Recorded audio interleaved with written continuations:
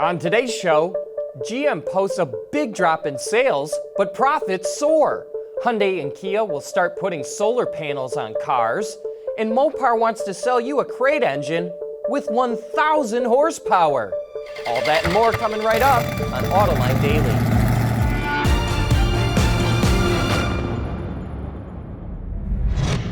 This is Autoline Daily, the voice of the global automotive industry. GM stock took a nice bounce upward after it announced its third quarter earnings. Here's why Wall Street liked what it heard. Even though GM sold 342,000 fewer vehicles than it did a year ago, revenue was up by $2 billion as customers ponied up more money to buy the cars and trucks they wanted. Interestingly, the drop in sales had nothing to do with GM dropping Opel. It simply saw sales fall in every market around the world.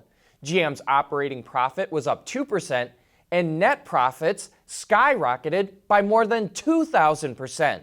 But that's because last year GM took a massive charge to take Opel off of its books. GM is now on track to make more than $8 billion in net profits this year, and that's the kind of music that investors like to hear. The perils of trying to become an automotive startup. Chinese EV maker Faraday Future is bankrupt. Its most important executive, co-founder and chief engineer Nick Sampson, just quit the company. The other co-founder quit earlier. Faraday is placing some employees on unpaid leave through December and is also planning salary cuts. But we say, get ready for the funeral march unless some billionaire steps in to bail them out. Big news in the supplier industry. Faurecia, the French supplier that makes seats and cockpits, just paid over $1 billion to buy Clarion, the Japanese supplier famous for sound systems and ADAS safety technology. Hitachi had owned a controlling interest in Clarion, and now Faurecia and Hitachi will form a partnership to develop autonomous technology. You may remember the Autoline After Hours we did with Chuck Cushy, the CEO of Thermovance, a startup using graphene to heat and cool car seats. Well, Faurecia also has a partnership with that company.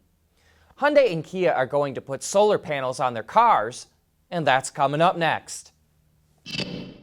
Autoline Daily is brought to you by Bridgestone Tires, your journey, our passion. Dow Automotive Systems, advanced materials that deliver better results. Lear, a global leader in automotive seating and electrical systems. And by ExxonMobil. Hey, be sure to join us this Thursday for Autoline After Hours. We'll have Tim Herrick, the chief engineer of the all-new Chevrolet Silverado pickup truck, and we'll take a deep dive into how he ran that program. That's live this Thursday at 3 p.m. Eastern Time, though you can always catch that show on our website or YouTube channel. Hyundai and Kia will start putting solar panels on the roofs of its hybrid cars to help charge the batteries. They're capable of charging 30 to 60% of the battery during the day, depending on weather conditions. A second-generation system will be for internal combustion vehicles. It will be a semi-transparent solar system that's integrated with the panoramic sunroof. And a third generation will be for battery electric vehicles, which will go on both the hood and roof. Hyundai and Kia will start offering the system after 2019. Ford is showing off its new fully automated hot forming process to make the all-new Ford Focus even safer. Sheets of boron-impregnated high-strength steel are put into furnaces and subjected to temperatures of 930 degrees Celsius or over 1,700 degrees Fahrenheit. They're then loaded into a hydraulic press and stamped and cooled in just 3 seconds. The pieces are used to form the safety cell of the Focus, but they're so strong, the steel can only be trimmed using high-energy lasers. The result is a 40% improvement in the car's ability to withstand head-on crashes. And this shows how the steel industry is keeping itself relevant in a world of aluminum and carbon fiber. Say, how'd you like to drop 1,000 horsepower into your car? That's coming right up. The big news at SEMA yesterday was Mopar's new Elephant crate engine. It produces an eye-popping 1,000 horsepower and 950 pound-feet of torque on pump gas. It gets its name from the second generation 426 Hemi, which was nicknamed the Elephant Engine due to its size, weight, and power. And here's a quick clip of what the Helephant sounds like.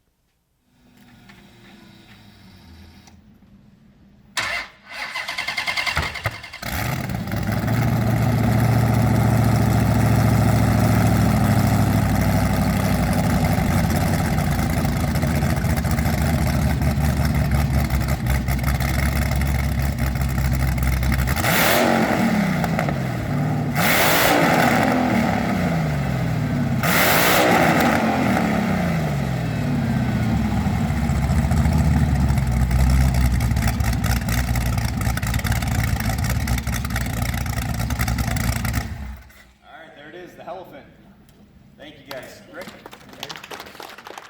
If you'd like to learn more about the engine, we have a video up right now on our YouTube channel. But a few facts for you to geek out on that aren't in the video.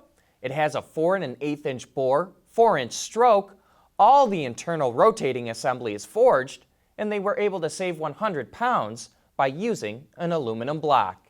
Speaking of SEMA, automakers like to use the show to give customers an idea of how they can modify their vehicle.